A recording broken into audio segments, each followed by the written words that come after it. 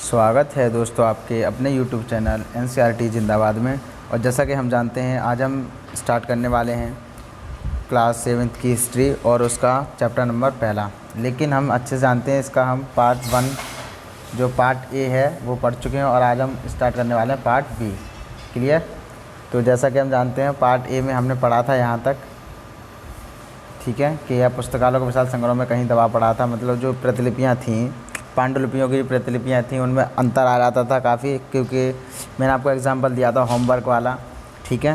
तो लेकिन उन प्रतिलिपियों को कहाँ रखा गया, तो पुस्तकालयों में रखा जाता था या फिर एक संग्रहागार होते थे, पांडुलिपिगार जो होते थे, उनमें रखा जाता था। ओके, तो आज हम इससे आगे चलेंगे। तो आज का जो टॉपिक है पहला वो ये है, नए सामाजिक और राजनीतिक समूह।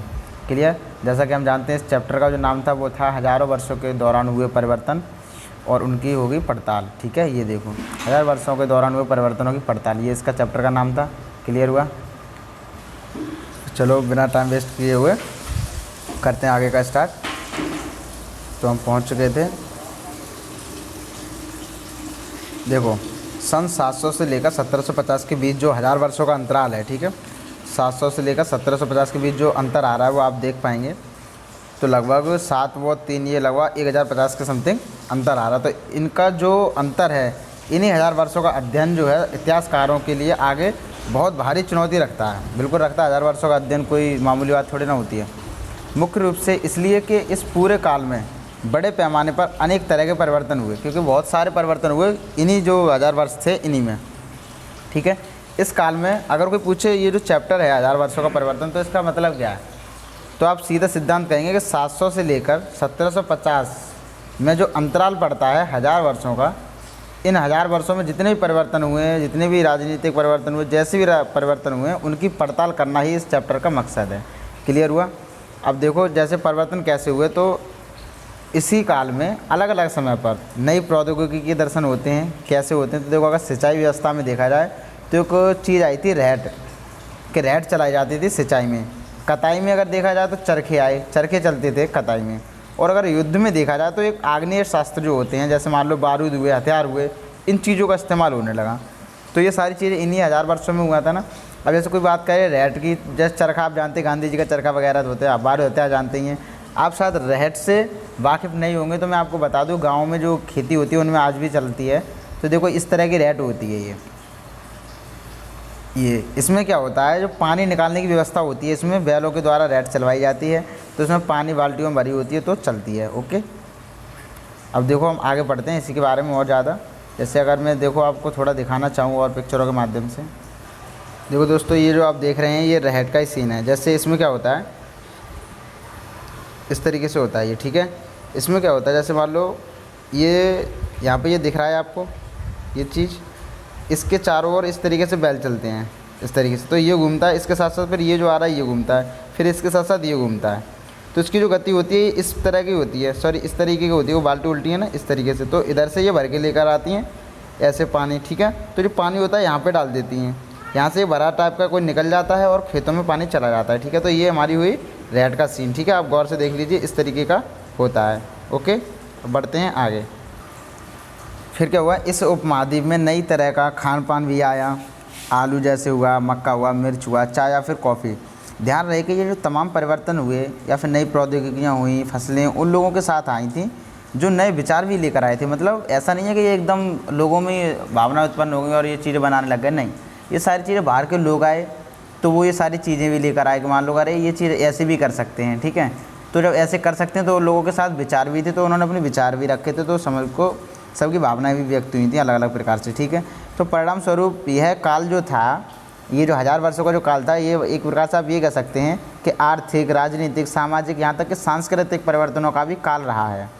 अध्याय अगर 5 में देखें, 6 में देखें या फिर 7 में देखें, तो इनमें से कुछ के बारे में हम जानेंगे, इन सब में हम पढ़ चुके हैं, ठीक है। अब जैसे आगे जब हम जाएंगे अध्याय 5 या फिर 6 या 7 में, तो इन चीज़ों के बारे में पढ़ेंगे। ओके, अब देखो, इस युग में लोगों की जो गतिशीलता थी वो एक स्थान से दूसरे स्थान पर आना जाना भी बहुत बढ़ गया था। जब चीज़ों के बारे में जानना सीख गए तो यहाँ से वहाँ ये भी होने लगा था। जैसे अवसर की तलाश में लोगों के झुंड पूरे झुंड के झुंड दूर दूर की यात्राएं करने लगे। उस उपमहाद्वीप में अपार संपदा अपना भाग्य गढ़ने के लिए अपार संभावनाएं मौजूद थी। मतलब बहुत सारे लोग क्या सोचते थे, बहुत संपदाएं थी उनके पास, तो वो भी और अपना भाग्य गढ़ने के लिए अपार संभावनाएं भी थी। समझ में आया? अरे नहीं ऐसा हो सकता, मेरा भाग्य साथ खुल जाए, ये हो जाए, वो हो जाए। तो बहुत सारी ऐसी चीज़ें थी। इस काल में जिन समुदायों का, रैट का चित्र आ गया ये, तो ये इन समुदायों में जिन समुदायों का इस काल में जिन समुदायों का महत्व बढ़ा, उनमें से एक समुदाय था जिसका नाम था राजपूत। ठीक है, अब देखो आपको पता पड़ेगा राजपूत क्या है और कौन थे क्या नहीं थे। ठीक है, तो राजपूत जिनका नाम राजपुत्र अर्थात जो राजा के पुत्र होते हैं वहाँ से निकलता है। ठीक है, इनका जो अर्थ होता है राजपूत का मतलब होता है जो राजा के पुत्र होते हैं उनसे उसका मतलब होता है राजपूत। ठीक है, अब देखो 8वीं से 14वीं सदी के बीच यह नाम आमतौर पर योद्धाओं के उस समूह के लिए प्रयुक्त होता था जो क्षत्रिय वर्ण के होने के दावा करते थे। समझ के चलना, राजपूत जो शब्द है उसका जो नाम मतलब राजपूत जिसका नाम है राजपुत्र, एक समझ के चलना, जो राजा के पुत्र से निकलता है। ठीक है, अब बात समझ के चलना आगे। तो अगर 8वीं से 14वीं सदी तक देखा जाए तो यह जो नाम था आमतौर पर योद्धाओं के उस समूह के लिए प्रयुक्त होता था जो क्षत्रिय वर्ण का होने का दावा करते थे कि हाँ भाई हम क्षत्रिय वर्ग से हैं। ठीक है, बल्कि वे सेनापति और सैनिक भी आते थे इसी वर्ग में। सेनापति और सैनिक भी होते थे जो पूरे उपमहाद्वीप में अलग अलग शासकों की सेनाओं में सेवारत थे।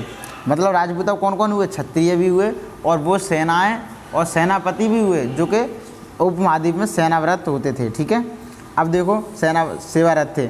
अब कवि और चारण जो होते थे राजपूतों की आचार संहिता प्रबल पराक्रम और स्वाभिमान भक्ति का गुणगान करते थे। मतलब जो कवि थे या चारण थे तो वो सारे लोग, उनका क्या काम था, जो राजपूत थे उनकी सेवा करते थे। ठीक है, उनके सारे जितने भी पराक्रम होते थे, अच्छे काम होते थे उनको, और उनकी हमेशा भक्ति का गुणगान वगैरह ये सारी चीज़ें करते थे, उन्हीं की हमेशा प्रशंसा किया करते थे। जैसे मैंने आपको बताया था प्रशस्तियाँ लिखी जाती थी, तो वो यही काम करते थे, ये कवि और चारण लोग। ठीक है, अब आगे चलते हैं। तो इस युग में राजनीतिक दृष्टि से महत्व हासिल करने के लिए अवसरों का लाभ मराठा, सिख, जाट, अहोम और कायस्थ, मुख्यतः अगर देखा जाए तो लिपिकों और मुंशियों का कार्य करने वाली जाति जो होती है, आदि समूहों ने भी उठाया है। ठीक है, अब देखो इस पूरे काल के दौरान क्रमशः जंगलों की कटाई हो रही थी। समझ के चलना, इसी पूरे काल के दौरान क्रमशः जंगलों की कटाई हो रही थी और खेती का इलाका बढ़ता जा रहा था। कुछ क्षेत्रों में परिवर्तन अन्य क्षेत्रों की अपेक्षा अधिक तेज़ी से हुए और पूरे तौर पर हुए। समझ के चलना, कुछ क्षेत्र ऐसे थे जिसमें यह परिवर्तन काफ़ी तेज़ी से हुआ और अच्छी तरह से मतलब पूरा का पूरा हुआ। अब बात आती है पर्यावास। समझ के चलना, पर्यावास में परिवर्तन के कारण कई वनवासियों को मजबूर होकर अपना स्थान छोड़ना पड़ा। अब समझ के चलना, पर्यावास और पर्यावरण का क्या मतलब है। तो पर्यावरण वो चीज़ थी जो हमारी पृथ्वी के या फिर हमारे, ठीक है, मतलब किसी भी वस्तु के चारों तरफ की जो भी चीज़ें होती हैं, जैसे मान लो अगर हम अपनी बात करें हमारा पर्यावरण क्या है, तो हमें जितनी भी चीज़ें दिखाई दे रही हैं हमारा पर्यावरण है। ऐसी बात आती है पर्यावास। तो जो भी व्यक्ति जो पर्यावरण में वास करता है तो वो चीज़ उसके लिए होती है पर्यावास। तो पर्यावास में परिवर्तन हुआ तो उसके कारण क्या थे, तो कई वनवासी जो थे वो पर्यावास को छोड़कर जाने के लिए मजबूर हो चुके थे क्योंकि भाई पर्यावास में परिवर्तन हो रहा था। ठीक है, कुछ और वनवासी ज़मीन की जुताई करने लगे भाई फिर, और वो फिर एक प्रकार से कृषक बन गए। जैसा कि हमने आपको शुरू में बताया था जो खाद्य संग्रह वाला चैप्टर था उसमें, तो जो जंगली जो लोग थे, जंगल में रहते थे, वो लोग अब यहाँ पर आकर कृषि करने लग गए। क्यों? क्योंकि पर्यावास में परिवर्तन हुआ तो उन्हें मजबूरन जंगल छोड़ना पड़ा। क्लियर हुआ? और जब जंगल छोड़ा तो उन्होंने ज़मीन की जुताई शुरू कर दी। ज़मीन की जुताई शुरू करी तो एक प्रकार से वो कृषक बन गए। क्लियर? कृषकों के ये नए समूह जो थे क्षेत्रीय बाजार, मुखियाओं, पुजारियों, मठों और मंदिरों से प्रभावित होने लगे। फिर वे बड़े बड़े और जटिल समाजों के अंग बन गए। उन्हें कर चुकाने पड़ते थे, कर का मतलब टैक्स चुकाना पड़ता था। स्थानीय मालिक जो थे वो वर्ग की मतलब इस जो मालिक वर्ग थे, जो स्थानीय मालिक वर्ग थे, तो स्थानीय मालिक वर्ग की बेकार करनी पड़ती थी। समझ के चलना, बेकार करनी पड़ती थी। परिणाम स्वरूप किसानों के बीच आर्थिक और सामाजिक अंतर उभरने लगे। कहने का मतलब ये जो लोग थे जंगल से जो कृषक बन गए थे आकर, तो क्या था, इन्हें भाई आसानी से तो वो जगह मिलेगी नहीं जो समाज में सबको है। जैसे कि हम आज भी देखते हैं छुआछूत बहुत होती है, अब तक होती है। तो पहले तो होता क्या होगा, तो पहले ये था जैसे मान लो जंगल से लोग आए वो कृषक बन गए, तो लोगों ने सोचा अरे ये तो कुछ जानते नहीं है समाज की बातों को, तो क्या करते हैं, तो जो लोग मालिक होते थे वहीं के जो मालिक थे वो ये कहते थे आप हमारी सेवा कीजिए। ठीक है, सेवा करते थे उन लोगों की। तो फिर भाई क्या होता था, जो मालिक थे वो तो पैसे वाले होते ही थे और वो पैसे वाले होते जाते थे। क्योंकि बेटा देखो हमेशा देखो, जो मानसिक एकदम नौकर बन गया तो वो कभी भी ऊपर नहीं जा सकता। तो जंगल से जो लोग आते थे तो वो एक प्रकार से मानसिक नौकर बन जाते थे उन लोगों के, क्योंकि भाई वो दिखाते थे ऐसी चीज़ें, ठीक है, ऐसी चीज़ें बताते थे तो बन जाते थे। इस प्रकार क्या हुआ, समाज में ये अंतर आने लगा, एक आर्थिक स्थिति का भी और राजनीतिक सब तरह का एक अंतर आने लगा, ठीक है।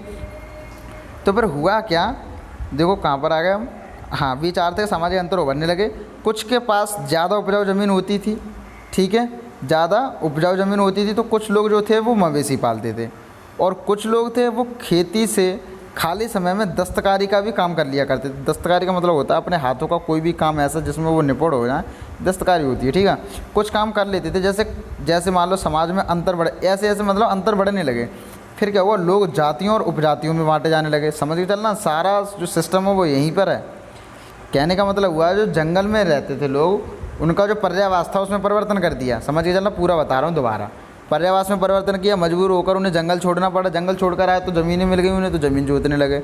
ज़मीन जोतने लग गए तो वो कृषक बन गए। जब भाई कृषक बन गए तो जिस समाज में गए, जब समाज से जुड़ने लग गए, मंदिर मठों से जुड़ने लग गए, ठीक है। जब उनसे जुड़ने लग गए तो उन लोगों ने फ़ायदा उठाया। उन्होंने कहा ये लोग सीधे साधे लोग हैं, इन्हें अपने सेवा में लगाओ। तो जब सेवा में लगा लिए तो उन्होंने एक वर्ग बना दिया गया, भाई आप नीचे रहो, आप ये चीज़ हो। एक प्रकार से उन्हें नाम नहीं दिया गया यहाँ पर, लेकिन एक प्रकार से ये कह दिया आप सेवादार हो, हमारी सेवा करो, ठीक है। ऐसे तो एक अंतर जो आ जाता है, एक नौकर और मालिक का, वो अंतर बढ़ने लगे। फिर क्या हुआ, थोड़े थोड़े दिनों बाद क्या हुआ, इन लोगों को फिर जाति और उपजाति में भी बांट दिया गया, ठीक है। अब देखो उनकी जो पृष्ठभूमि है, मतलब जो बांटे जाने लगे तो किस आधार पर बांटा, तो जो पृष्ठभूमि है वो व्यवसाय के आधार पर इन्हें समाज में ऊंचा या फिर नीचा दर्जा दिए जाने लगा।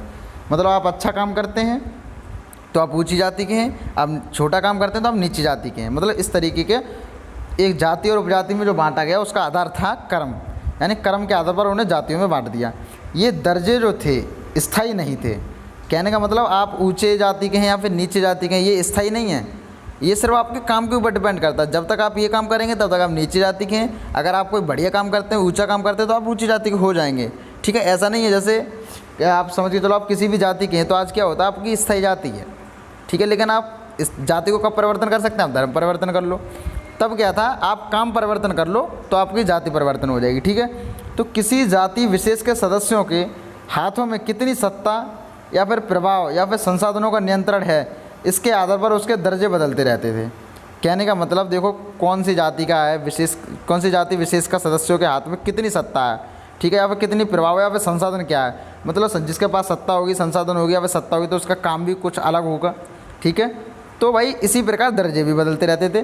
तो भाई क्योंकि ज़्यादा सत्ता ज़्यादा हुआ तो वो ऊंची जाति का हो जाता था, इस प्रकार से, ठीक है। अब एक ही जाति का किसी क्षेत्र में कोई दर्जा हो सकता है, एक ही जाति का किसी क्षेत्र में कोई दर्जा हो सकता था और किसी अन्य क्षेत्र में कोई और। समझ चलना, मतलब एक जाति है मान लो कोई भी, तो एक यहाँ पर कुछ और है उसका दर्जा, तो अगर वो कहीं और गया तो ऐसा नहीं हो जो यहाँ पर दर्जा था उसका दर्जा वहाँ पर भी वही रहेगा, नहीं, यहाँ पे कुछ और है तो वहाँ पर कुछ और हो सकता है। क्लियर। अब देखो अपने सदस्यों के व्यवहार का नियंत्रण करने के लिए, मतलब अपने सदस्य होते थे उनके व्यवहार का नियंत्रण करने के लिए जातियाँ स्वयं अपने नियम बनाती थीं। इन नियमों का पालन जाति के बड़े बड़े बुजुर्ग लोग उनकी एक सभा करवाती थी।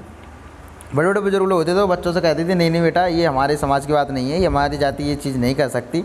तो उनके बुजुर्ग उन्हीं को सदस्यों को समझाते थे और व्यवहार का नियंत्रण करने के लिए कहते थे। एक जो बड़े बुजुर्गों की सभा होती थी वो, ठीक है, जिसे कुछ इलाकों में जाति पंचायत कहा जाता था। मतलब जो बुज़ुर्गों की जो, अब कोई पूछे जाति पंचायत क्या होती थी तो आप कहोगे देखो जाति पंचायत वह बुज़ुर्गों की पंचायत होती थी जो अपने सदस्यों को उन नियमों का पालन करवाने के लिए बोलती थी जो उन जातियों में समावेश होती थी। क्लियर। क्योंकि वो जातियाँ ही स्वयं अपने लिए नियम बनाती थीं, लेकिन जातियों को अपने निवास के गाँव के रिवाजों का पालन भी करना पड़ता था। मतलब जो जातियाँ होती थीं, अब जो जहाँ पर रह रहे हैं उस गांव में क्या रिवाज चल रहे हैं वो भी उनको पालन करना पड़ता था। इसके अलावा कई गांव पर मुखियाओं का शासन होता था। मिल मिलाकर वे किसी राज्य की एक छोटी इकाई भर होती थी। कहने का मतलब ये है, देखो कोई गांव ऐसे भी होते थे जहाँ पर वहाँ का जो मुखिया होता था उनका शासन चलता था, ठीक है। अब देखो ये थोड़ा दिया था इन्होंने पर्यावास क्या, तो देखो इसका तात्पर्य किसी भी क्षेत्र के पर्यावरण और वहाँ के रहने वालों की सामाजिक और आर्थिक जीवन शैली से है। समझ में आ गया। मतलब कोई भी ऐसा स्थान जहाँ पर वो रहते हैं उसके चारों ओर का जो पर्यावरण क्या है वो, ठीक है, उन्होंने सामाजिक और आर्थिक जीवन शैली क्या है उससे मतलब है पर्यावास का। समझ में आ गया। जैसे मैंने आपको बताया जंगल में जो लोग रहते थे ठीक है। तो जंगल काट दिए गए तो भाई उधर उधर भाग गए, ठीक है। तो उनका जो पर्यावरण था वो प्रभावित हुआ, आर्थिक और सामाजिक स्थिति थी वो प्रभावित हुई, ठीक है। तो वो चीज़ समझ के चलना। अब जो है इस अनुभाग में जो प्रौद्योगिकी, आर्थिक, सामाजिक और सांस्कृतिक परिवर्तन वर्णित हैं, उनमें से कौन कौन से परिवर्तन आपकी समझ में आपके शहर या गांव में सबसे महत्वपूर्ण रहे हैं, ये आपका काम है, आप ज़रूर करिएगा। इनमें थोड़ा मंथन जरूर करिएगा इन सारी चीज़ों में, ठीक है। अच्छा लगता है क्योंकि जब तक आप मंथन नहीं करेंगे आप यूपीएससी वाले छात्र नहीं बन सकते, ठीक है। हर प्रश्न में आप क्यों ज़रूर लगाएं, क्योंकि उससे हमारे कॉन्सेप्ट क्लियर होते हैं।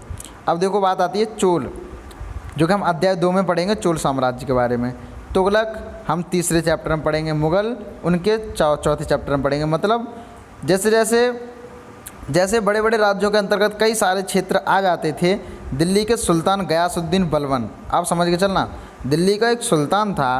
सुल्तान किसे कहते थे तो मैं आपको बता दूँ, राजा की तरह होते थे, ठीक है, सुल्तान। लेकिन सुल्तान की उपाधि देते थे बगदाद के जो पैगंबर के जो वो होते हैं, धर्म के अनुयायी लोग जो होते हैं, बगदाद के जो वो होते हैं, ठीक है ना, जो पैगंबर जो थे। मैं आपको पूरा इस्लाम धर्म जब पढ़ाऊँगा तब बताता हूँ आपको, ठीक है। लेकिन आपको एक लॉजिक दे देता हूँ कि सुल्तान क्या होता था। तो सुल्तान एक उपाधि होती थी बेटा, जो कि बगदाद के लोग देते थे उन शासकों को जो मुस्लिम शासक होते थे या फिर एक मुग़ल शासक होते थे। मुग़ल नहीं कहेंगे आप, ये कह सकते हो मुस्लिम शासकों को उपाधि दिया करते थे, जो अच्छे शासक थे उन्हें बगदाद के लोग उपाधि दिया करते थे। किस नाम की? सुल्तान की, ठीक है। तो सुल्तान उस उपाधि का नाम है। तो ये जो सुल्तान था जिसका नाम था गयासुद्दीन बलबन, उसका जो साम्राज्य चला या उसका राज्य चला, तो उसका राज्य चला 1266 से लेकर 1287 तक, ठीक है। तो गयासुद्दीन बलबन की प्रशंसा में एक संस्कृत प्रशस्ति का मतलब मैंने आपको बता दिया, जो प्रशस्तियाँ लिखी जाती थी किसी की प्रशंसा में लिखा गया लेख, ठीक है, जो अभिलेख होता था। तो प्रशस्ति के उदाहरण के लिए अध्याय 2 देखिए, मैंने आपको पढ़ा दिया है, ठीक है, आपको बाद में अध्याय 2 में भी बताऊँगा। तो देखो संस्कृत प्रशस्ति में उसे एक विशाल साम्राज्य का शासक बताया गया। मतलब किसे बताया गया? सुल्तान गयासुद्दीन बलबन को एक संस्कृत प्रशस्ति थी, उसमें बताया गया कि गयासुद्दीन बलबन एक विशाल साम्राज्य का शासक है, ठीक है, इस तरीके से बताया गया, जो पूर्व में बंगाल गौड़ से लेकर पश्चिम में अफ़गानिस्तान में गजनी या गज्जन तक फैला हुआ है। अब जो बताया गया कि कौन सा साम्राज्य का है, तो उन्होंने बताया देखो ये बंगाल गौड़ से लेकर, मतलब जो पूर्व में बंगाल है वहाँ से लेकर पश्चिम में अफ़गानिस्तान का जो गजनी है वहाँ तक का जो भी राज्य है, वहाँ पे सब पर किसका शासन है? तो सब पर शासक था गयासुद्दीन बलबन का, ठीक है। किस में मिला है? ये एक प्रशस्तियों में मिला है, ठीक है। अब देखो फैला हुआ था, और जिसमें संपूर्ण दक्षिण भारत द्रविड़ भी आ जाता था। मतलब जो पूरा दक्षिण भारत था जिसे हम द्रविड़ बोलते हैं वो भी आ जाता था, ठीक है। अब आगे चलते हैं। तो देखो आप अगर एक चीज़ गौर कर रहे होंगे तो मैं आपको बता दूं, इसमें ये दिया है जिसमें संपूर्ण दक्षिण भारत द्रविड़ भी आ जाता था। इसका मतलब क्या है? तो देखो मैंने आपको इससे पहले एक बताया था, जो साम्राज्य बताया था कि उन्होंने पूरे में, सिकंदर ने पूरे में कर लिया था। एक सिकंदर राजा था या शासक था, उसने सब पूरा साम्राज्य पर अधिकार कर लिया था। तो उसमें एक चीज़ आई थी कि दक्षिण भारत को छोड़कर, लेकिन इसमें क्या है? इसमें दक्षिण भारत भी सम्मिलित है, इसलिए इन्होंने दक्षिण भारत भी दिया है, ठीक है। अब देखो गौड़ आंध्र प्रदेश या फिर आंध्रा या फिर केरल, यहाँ तक कि कर्नाटक, महाराष्ट्र और गुजरात आदि भिन्न भिन्न क्षेत्रों के लोग उसकी सेना के आगे, समझ के चलना, इन सारे राज्यों की जो भीड़ थी वो इनके सेना के आगे क्या होता था? पलायन कर जाते थे, मतलब छोड़कर चले जाते थे। इतिहासकार विजय अभियान के इन दावों को अतिशयोक्तिपूर्ण मानते हैं। मतलब इतिहासकार जो हैं वो ये सोचते हैं कि शायद ऐसा हो सकता है, ऐसा नहीं है कि सैनिक छोड़ के चले जाते हो, पलायन कर जाते हो। मुझे ऐसा लगता है कि इनके जो कवि हैं या कवि जो चारण हैं, इनकी प्रशस्तियाँ लिखते हैं तो उन्होंने कुछ ज़्यादा ही बड़ा चढ़ाकर लिख दिया है ना, मुझे ऐसा लगता है, इतिहासकार ये कहते हैं। तो साथ ही वे यह समझने की कोशिश में भी लगे रहते हैं कि शासक लोग जो थे इस उपमहाद्वीप के भिन्न भिन्न भागों पर अपने अधिकार का उल्लेख क्यों करते रहते हैं। तो देखो इसमें थोड़ी वो चीज़ और रह गई, ये देखो मानचित्र जो 3 है, ये जो दिख रहा है हमको, मिस्र के शिहाबुद्दीन उमरी द्वारा रचित मसालिक अल अबसर फी ममालिक अल अमसर के अनुसार मोहम्मद तुगलक के राज्यकाल में दिल्ली सल्तनत के अंतर्गत आने वाले प्रांत हैं। तो देखो दिल्ली सल्तनत, ठीक है, तो दिल्ली सल्तनत में कौन कौन से प्रांत आते थे? तो वो ये दिए गए हैं। तो देखो मैं आपको बताता हूँ ये कितने राज्य हैं, तो आप खुद देख सकते हैं। 1 2 3 4 5 6 से लेकर यहाँ पर देखो 12 हो गए, ठीक है। अगर आप देखो तो 6 की लाइनें तो आप कर सकते हैं, 6 तक 24 के समथिंग इसमें हैं। क्लियर हुआ? समझ रहे हैं ना आप? तो 24 जो समथिंग ये राज्य थे ये इसमें आते थे, ठीक है। जो प्रांत होते हैं ये किसके अंतर्गत थे, दिल्ली सल्तनत के। ठीक है, तो अब इसके चैप्टर के बारे में भी हम आगे पढ़ेंगे तीसरे चैप्टर में लगभग। ठीक है, तो क्या आप समझते हैं शासक ऐसे दावे क्यों करते थे? तो देखो आप खुद भी अच्छे से जानते हैं और हम भी जानते हैं, कभी भी कोई जीत होती है तो उसके बड़ा चढ़ाकर जो लोग होते हैं अपना करते हैं, तो उससे क्या होता है, जो आगे वाले जो होते हैं जिनसे हमारा युद्ध होने के लिए होता है, तो कहीं ना कहीं उनमें भय बैठाने के लिए शायद ये ऐसा करते होंगे।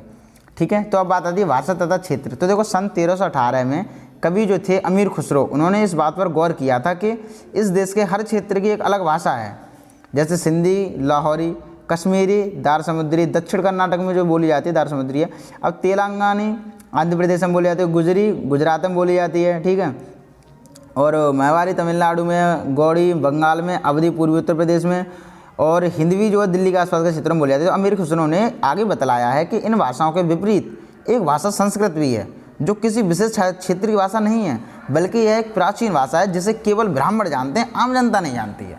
समझ के चलना, ये जो संस्कृत जो भाषा थी इसे सिर्फ ब्राह्मण लोग जानते थे, आम जनता नहीं जानती थी। तो कभी अगर बात आए ना कि ब्राह्मण हमारे भारत के हैं या फिर कहाँ के हैं, तो आपको डायरेक्ट एक बात कहनी है, एक बात बताओ, अगर ब्राह्मण हमारे भारत के होते तो वे संस्कृत भाषा उन्हें क्यों आती है, क्यों आती थी, और जो हमारे यहाँ के स्थानीय लोग थे उन्हें क्यों नहीं आती थी। ठीक है, तो अब सीधा आप ये कह सकते हैं जितने भी ब्राह्मण लोग हैं वो सभी लोग हमारे भारत के नहीं थे, हमारे भारत के मूल निवासी नहीं थे। क्लियर हुआ? और ये कहाँ से आए कहाँ से नहीं आए, तो मैं आपको वैसे थोड़ी हिंट तो आगे भी दे चुका हूँ, लेकिन आपको पता है मैं हमेशा तथ्यों पर बात करता हूँ, ऐसी हवा में फायर नहीं छोड़ता। यहाँ पर ये बात आई है इसलिए मैंने आपको बोला है तथ्यों पर, और आगे भी मैं तथ्यों के बारे में, तथ्यों के ऊपर ही मैं आपको ये निश्चित कराऊंगा कि ब्राह्मण जो लोग थे जिनकी मैं बात कर रहा हूँ, जैसे केवल ब्राह्मण जानते, जो ये चीज़ लिखी हुई है कि ये एक संस्कृत भाषा एक विशेष क्षेत्रीय भाषा नहीं है, बल्कि ऐसी भाषा है जिसे केवल ब्राह्मण जानते हैं। तो मैं आपको बता रहा हूँ ये जो ब्राह्मण जो इस चीज़ जो लिखी हुई है जिसे केवल ब्राह्मण जानते हैं, आम जनता नहीं जानती, तो जो आम जनता चीज़ है, ये आम जनता हमारे भारत की मूल निवासी थी। ठीक है, जबकि ब्राह्मण हमारे यहाँ के मूल निवासी नहीं थे। ऐसे ही एक तथ्य जब आगे मैं तब आपको क्लियर करूँगा इस चीज़ को। ठीक है, तो देखो अमीर खुसरो द्वारा उल्लेखित भाषाओं की एक सूची बनाई है, और एक सूची उन भाषाओं के नामों की बनाई है जो उनके द्वारा उल्लेखित क्षेत्रों में आज बोली जाती हैं। जो नाम एक से हैं उन्हें रेखांकित कीजिए, जो नाम भिन्न हैं उन्हें चारों ओर से घेरा कीजिए। ये सब आपका काम है। ठीक है, आपको करना है। अब बात आती है सन 700 तक कई क्षेत्रों के अपने अपने भौगोलिक आयाम तक हो चुके थे, मतलब आयाम तय हो चुके थे कि ये चीज़ इतना साम्राज्य हमारा है, ये इतना साम्राज्य हमारा है। कब तक? सन 700 तक। क्लियर? उनकी अपनी भाषा थी, अपनी सांस्कृतिक विशेषताएं, ये सारी चीज़ें स्पष्ट हो चुकी थी। अध्याय 9 में आपको इनके बारे में अधिक जानकारी मिलेगी। जब हम अध्याय 9 पढ़ेंगे तब और ज़्यादा जानकारी मिलेगी। ये क्षेत्र विशेष शासक राजवंशों से भी जुड़ गए थे, मतलब एक विशेष शासक होता था, राजवंश होते थे, उनसे जुड़ चुके थे। इन राज्यों के बीच काफ़ी टकराहटें चलती रहती थी, कभी कभी चोल तो कभी खिलजी, या कभी तुगलक तो कभी मुगल। ऐसे राजवंश थे इनके अनेक क्षेत्रों में फैला एक विशाल साम्राज्य भी खड़ा कर लेते थे। ये सभी साम्राज्य समान रूप से स्थिर या फिर सफल नहीं हो पाते थे। उदाहरण के लिए देखा जाए तो अध्याय 3 और 4 में जब हम पढ़ेंगे तालिका फर्स्ट की तुलना कीजिए, तो हम करेंगे अभी। ठीक है, अभी नहीं, मतलब जब चैप्टर पढ़ेंगे तभी कर लेंगे। ठीक है, अब खिलजी और मुगल वंश थे, उनके शासन कितनी अवधि तक चले, तो हम आपको उसी तभी देख लेंगे हम हैं। अब आते हैं आगे 18वीं सदी वाले बात में। तो देखो हम पढ़ते हैं। ठीक है, 18वीं सदी में मुगल वंश पतन के ढलान पर था। मतलब जो 18वीं सदी आई थी, 18वीं सदी से आप मतलब समझ चुके हैं, जैसे मैंने आपको कल बताया था, जैसे 1700 से लेकर 1800 तक टोटल पूरी होती है वो 18वीं सदी थी।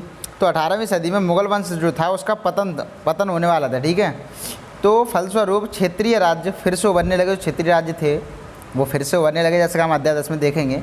ठीक है, लेकिन वर्षों से जो सर्व क्षेत्रीय साम्राज्यों का शासन चला आ रहा था, मतलब कि सब क्षेत्र एक ही राजवंश के थे जो ये शासन चला आ रहा था, उससे क्षेत्रों की जो प्रकृति थी वो बदल चुकी थी। उन पर कई छोटे बड़े राज्यों का शासन चलता रहता था, कभी किसी का तो कभी किसी का चलता रहा था। तो और उन राज्यों की बहुत सी बातें ऐसी थीं जो उस उपमहाद्वीप के अधिकतर मांगों पर, अधिकतर जो भाग थे, जो अधिकतर भाग थे उन पर फैले इन क्षेत्रों के विरासत में मिली थी। समझ में आ रहा? मतलब ये जो बदल चुकी थी, प्रकृति बदल चुकी थी। क्यों बदल चुकी थी? क्योंकि बहुत सारे शासनों का इन पर पूरा राज्य चलता रहता था कभी ना कभी।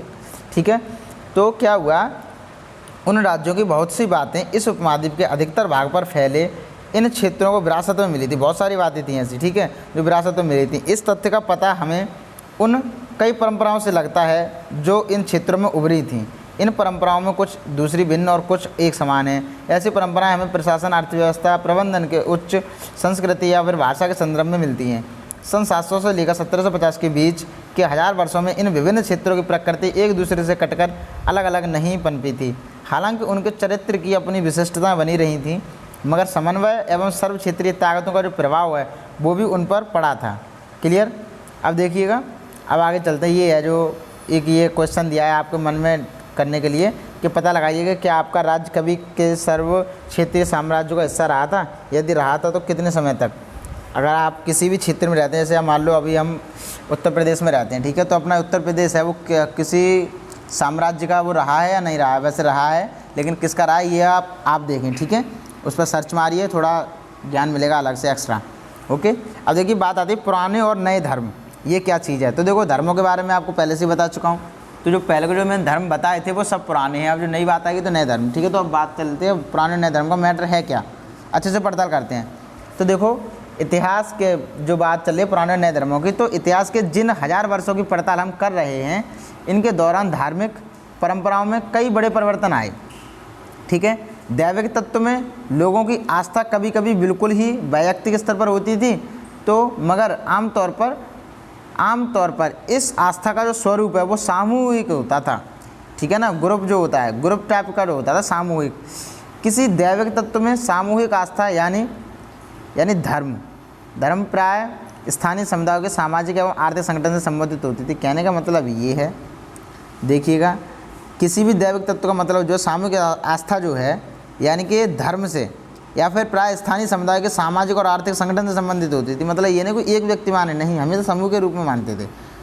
तो जैसे जैसे इन समुदायों का सामाजिक संसार बदलता गया, ठीक है, समुदाय को सामाजिक संसार का मतलब ये नहीं पूरा संसार एक दुनिया ही बदल गई, नहीं। कहने का मतलब ये अगर आपकी सोच बदलती है तो आपका एक प्रकार से सामाजिक संसार बदल जाता है। क्योंकि आपकी समाज में स्थिति थी, ठीक है, समाज में स्थिति या फिर समाज में जो विचार थे वो टोटल बदल चुके हैं, इसलिए उन लोगों का सामाजिक संसार बदलता गया। वैसे ही इनकी आस्थाओं में भी परिवर्तन आता रहा। कहने का मतलब ये है, मतलब आस्था का मतलब जैसे आज अगर आप किसी एक विशेष भगवान को मान रहे हैं, ठीक है, कल अगर आपका थोड़े बुद्धि प्रशस्त हुई या फिर कोई बात हुई तो हो सकता है कि आप किसी और भगवान को मानने लग जाएं, तो आपकी जो आस्था जो थी वो बदल गई। इसी प्रकार इनके साथ भी होता था कि सामाजिक संसार बदलने के साथ साथ इनकी आस्था में परिवर्तन होता गया। आज हम जैसे हिंदू धर्म कहते हैं, ठीक है, उसमें भी इसी युग में महत्वपूर्ण बदलाव आए। जैसे इन परिवर्तनों में कुछ थे, नए देवी देवताओं की पूजा होना स्टार्ट हो गई थी, ठीक है। देखो आप ये ध्यान रखना, कभी भी ये नहीं कहा जाएगा इतिहास में कि इन देवी का जन्म हुआ या फिर इन देवताओं का जन्म हुआ, नहीं। मैं इसीलिए कहता हूँ, देखो देवी देवताओं का जन्म वगैरह कुछ नहीं हुआ, कहाँ के थे कुछ नहीं पता, ये सारी चीज़ कहानी है। जैसा मैं आपको पहले ही बता चुका हूँ, रामायण महाभारत सारी चीज़ कहानी थी जो किसी न किसी के द्वारा लिखी गई थी। क्लियर। अब देखो यहाँ पे नया वाक्य आया है कि नई देवी देवताओं की पूजा, राजाओं द्वारा मंदिरों का निर्माण और समाज में पुरोहितों के जो रूप में ब्राह्मण थे उनका महत्व और बढ़ गया या फिर सत्ता बढ़ गई। समझ में आया। कहने का मतलब ये है, नई देवी देवताओं को ये पूजा स्टार्ट हो गई, लोगों ने कहा देखो ये नए देवी हैं, ये नए देवता हैं, ये ज़्यादा शक्तिशाली हैं, ऐसे लोगों को बहलाया गया, ठीक है, या फिर कैसे भी करके उनको आस्था के रूप में डाला गया, ठीक है। उसके और राजा थे, उनके द्वारा मंदिरों का निर्माण कराया। अब समाज में जो पुरोहितों के रूप में ब्राह्मण थे, ब्राह्मण नहीं तो होते थे पुरोहित होते थे जो लोग अनुष्ठान करते थे, ठीक है, तो उनके पुरोहितों के रूप में ब्राह्मण ही थे ये लोग, ठीक है। ब्राह्मणों का बढ़ता महत्व और बढ़ती सत्ता, ये सारी चीज़ें होती गई, ठीक है। अब देखो ये सब परिवर्तन थे।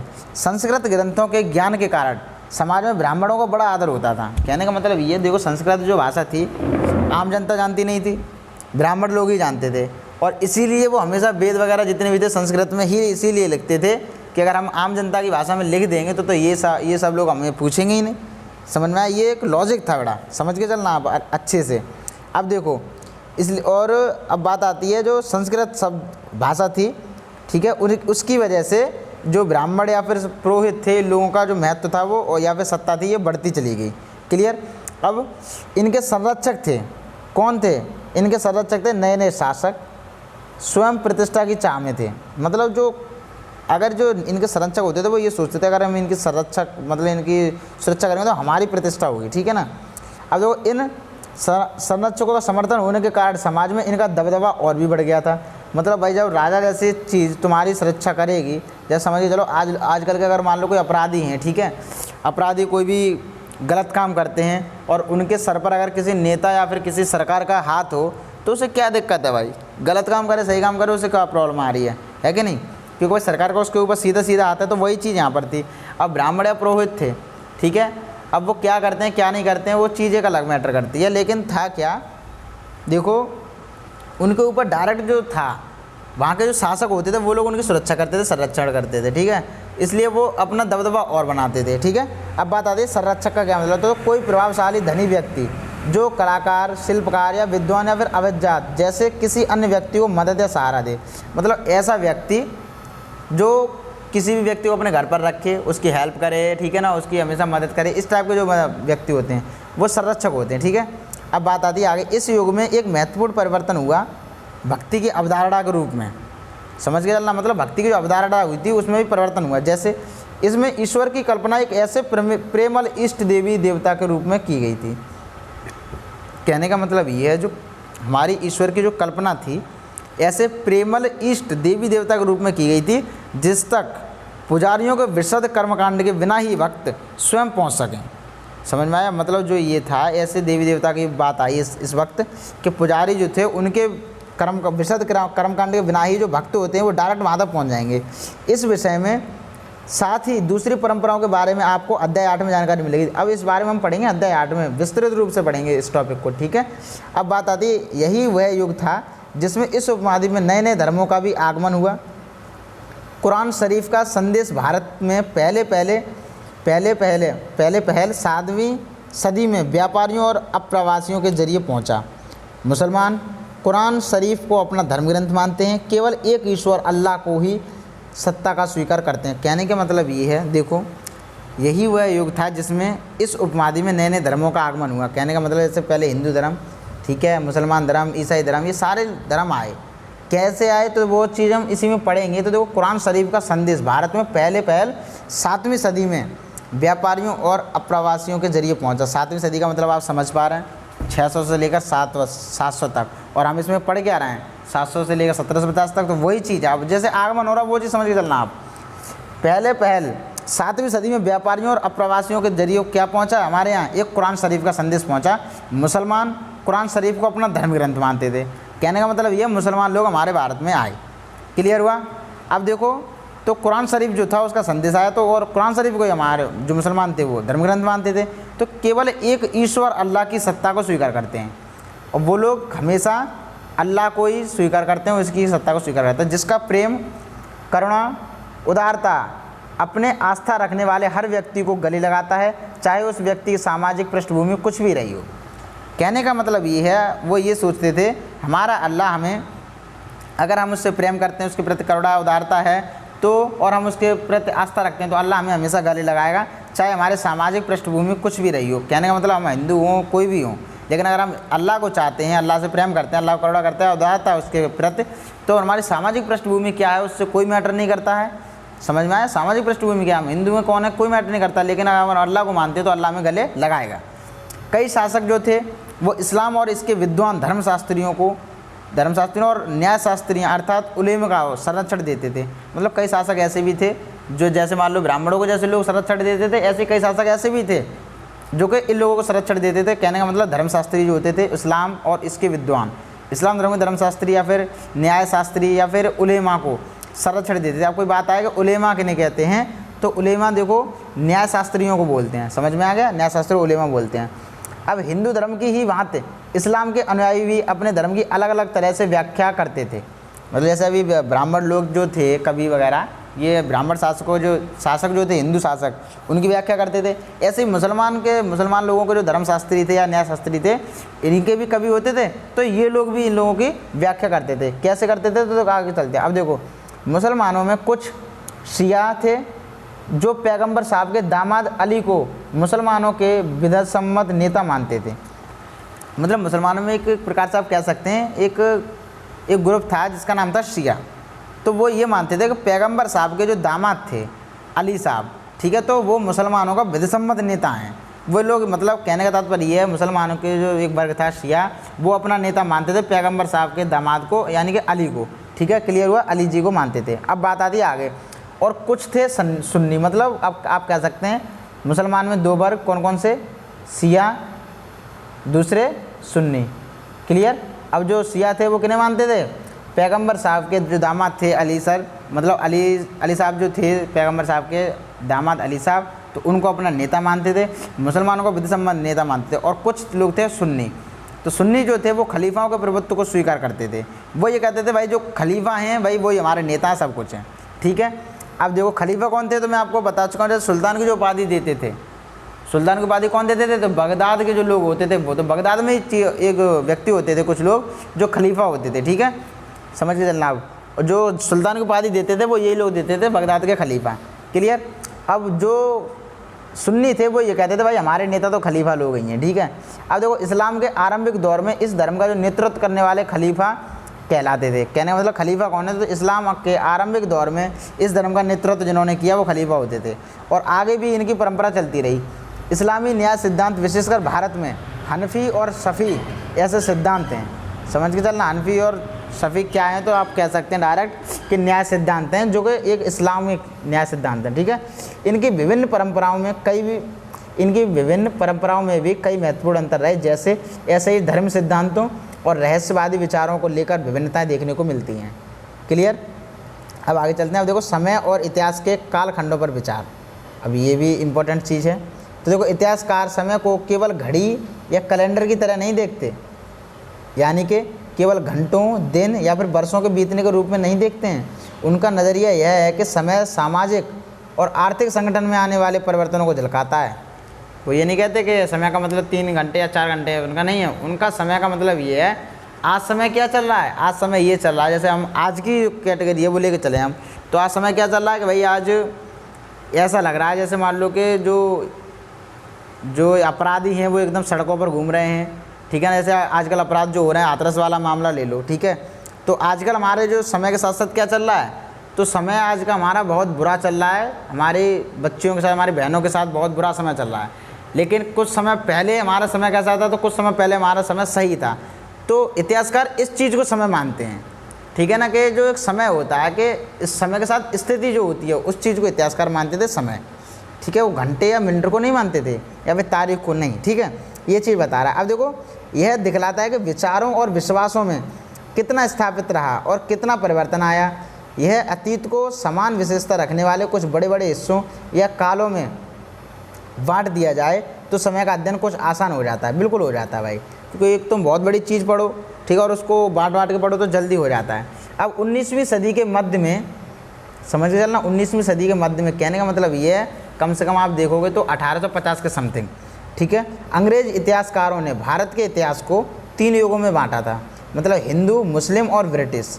यह विभाजन इस मतलब ये जो बांटा गया, तो ये जो विभाजन था इस विचार पर आधारित था कि शासकों का जो धर्म है एकमात्र महत्वपूर्ण ऐतिहासिक परिवर्तन होता है और अर्थव्यवस्था, समाज और संस्कृति में कोई भी महत्वपूर्ण बदलाव नहीं आता। इस दृष्टिकोण से इस उपमहाद्वीप की अपार विविधता का भी अपेक्षा हो जाती है। कहने का मतलब जो लोगों ने बांटा तो उन्होंने ये कहा जो शासकों का धर्म होता है वो मात्र एक महत्वपूर्ण ऐतिहासिक परिवर्तन होता है। ठीक है। अर्थव्यवस्था, समाज या संस्कृति में और कोई भी महत्वपूर्ण बदलाव नहीं आता है, सिर्फ एक ऐतिहासिक वही परिवर्तन है भाई, इसके बाद ये बना, इसके बाद ये बना, ये चीज़ आधारित था। ठीक है। अब कहने का मतलब ये है, इस दृष्टिकोण में अगर हम देखें तो उपमहाद्वीप की अपार विविधता की भी उपेक्षा हो जाती है भाई। सही बात है, बिल्कुल। अब देखो इस काल विभाजन को आज बहुत कम इतिहासकार ही स्वीकार करते हैं। वो कहते हैं नहीं ऐसा कुछ नहीं है भाई, ऐसा नहीं है, समय भी बदला था। तो अधिकतर इतिहासकार आर्थिक और सामाजिक कारकों के आधार पर ही अतीत के विभिन्न कालखंडों की विशेषता तय करते हैं। कहने का मतलब ये इतिहासकार ये कहते हैं नहीं, समय जो था, आप समय को एक प्रकार से डेटों में नहीं बांट सकते। ये कहते हैं समय को एक स्थिति से बांटिए। ठीक है। सामाजिक कारक थे उनसे बांटिए, आर्थिक कारक थे उनसे बांटिए। तो ये कहते हैं। तो अतीत के विशेषता कहते हैं। तो पिछले साल आपने जो इतिहास पढ़े थे, समझ के चलना, पिछले साल आपने जो इतिहास पढ़े थे उसमें प्राचीन समाजों के कई प्रकारों का समावेश था। बिल्कुल था। जैसे शिकारी, संग्राहक, प्रारंभिक दौर के कृषिकर्मी, शहरों और गांव के निवासी या प्रारंभिक दौर के राज्य साम्राज्य। मैं आपको सब पढ़ा चुका हूँ ये चीज़ें। तो इस साल आप जो इतिहास पढ़ेंगे उसे प्राय मध्यकालीन इतिहास कहा जाता है। तो हम इसे क्या बोलेंगे, इसे हम बोलेंगे मध्यकालीन इतिहास है। ठीक है।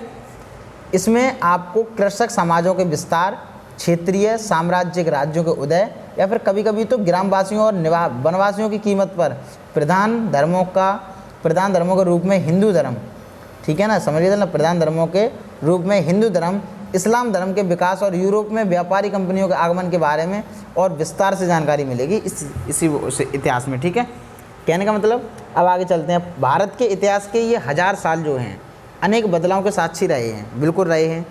आखिर 16वीं और 18वीं शताब्दियाँ, 8वीं और 11वीं शताब्दियाँ इनसे बहुत भिन्न हैं, समझ के चलना। इसलिए इस सारे काल को एक ऐतिहासिक इकाई के रूप में देखना समस्याओं से खाली नहीं है। फिर मध्यकाल की तुलना प्राय आधुनिक काल से की जाती है। आधुनिकता के साथ भौतिक जो उन्नति होती है और बौद्धिक प्रगति का भाव जुड़ा हुआ होता है।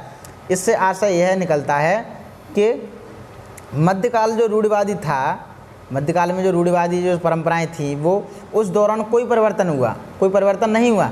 लेकिन हम यह जानते हैं कि ऐसा नहीं था, बिल्कुल सही बात है, ऐसा नहीं था। इन 1000 वर्षों के दौरान इस उपमहाद्वीप के समाजों में प्राय परिवर्तन आते रहे और कई क्षेत्रों की अर्थव्यवस्था तो इतनी समृद्ध हो गई थी कि उसने यूरोप के व्यापारी कंपनियों को भी आकर्षित करना आरंभ कर दिया था। हम बिल्कुल अच्छे से जानते हैं भाई, इन 1000 वर्षों के दौरान ही तो हुआ ये सब कुछ के यूरोप से जो कंपनियां थी वो हमारे यहाँ पर आई थी, व्यापारी जो लोग थे, ठीक है। तो ऐसा नहीं है कि समय नहीं बदला था, सब चीज़ बदली थी, आर्थिक व्यवस्था भी बदली, सामाजिक व्यवस्था भी बदली थी। तो पुस्तक को पढ़ते समय आप परिवर्तन के चिन्हों या फिर तथा यहाँ सक्रिय ऐतिहासिक प्रक्रियाओं पर ध्यान देते चलें, ठीक है, जो कि हमें आगे चल के मदद देगी। ये सब चीज़ों पर ध्यान देते चलना। जब भी संभव हो इस पुस्तक में आप जो पढ़ रहे हैं उसकी तुलना आप पिछले वर्ष पढ़ी हुई बातों से करने की कोशिश ज़रूर करें, ठीक है। जहाँ भी संभव हो यह देखें कि कहाँ बदलाव हुए हैं और कहाँ नहीं हुए। आज अपने आसपास की दुनिया पर नज़र डालकर भी यह देखें कि और क्या कुछ बदला है या फिर वैसा ही रहा है आज भी, ठीक है। ये सारी चीज़ें आप देखते हुए चलें, क्लियर। अब चलते हैं आगे, इसमें कुछ अलग से नहीं दिया है तो चलो। अब देखो ये सारी चीज़ यहीं पे फिनिश हो जाती है आज का चैप्टर। और अगला जो हम चैप्टर पढ़ेंगे वो बहुत ही इंपॉर्टेंट होने वाला है। क्यों? क्योंकि उसमें हम पढ़ेंगे सुल्तानों के बारे में, नए राज्यों के बारे में, नए साम्राज्यों के बारे में, नए राज्य और उनके राज्य, मतलब नए राजा और उनके राज्यों के बारे में पढ़ेंगे हम। क्लियर हुआ? तो बताना आप कमेंट करके आपको ये चैप्टर कैसा लगा, ठीक है। और ये जो इनके क्वेश्चन हैं ये आप खुद कर सकते हैं, पिछले कई शताब्दी में हिंदुस्तान शब्द का अर्थ कैसे बदला है। तो मैंने आपको बिल्कुल विस्तृत रूप से ये सारी चीज़ें बताई हैं, ठीक है। उम्मीद करता हूँ आपको वीडियो पसंद आई होगी, और अगर पसंद आई है तो इसे लाइक ज़रूर करें, ठीक है, और चैनल को सब्सक्राइब ज़रूर करें और वीडियो को शेयर भी कर दिया करें, जिससे हमारे सब्सक्राइबर भी बढ़ेंगे तो थोड़ा मुझे भी अच्छा लगेगा, है कि नहीं। तो और जितनी भी हमारी छात्राएं उनसे हमारा विनम्र निवेदन है कि आप अपना ख्याल रखें, बखूबी रखें, जिससे कि किसी भी व्यक्ति की आप पर नज़र पड़ने से जो उसका साले का मन बेकार होता है वो ना हो, ठीक है, और आपकी सुरक्षा बनी रहे। क्लियर? तो कहने का तात्पर्य ये है, जो लड़के हैं उनसे मेरा विनम्र निवेदन है कि जो भी लड़की को देखो, ठीक है, आप एक अच्छी नज़रों से देखिएगा, क्योंकि आपके घर में भी बहन बेटी हैं, हमारे घर में भी बहन बेटी हैं, ठीक है। तो अपना भी ख्याल रखिए, साथ में उन बच्चों का भी ख्याल रखिए जो हमारी बहनों की तरह हैं, बेटियों की तरह हैं, ठीक है। तो थैंक यू सो मच इस वीडियो को देखने के लिए, बहुत शुक्रिया।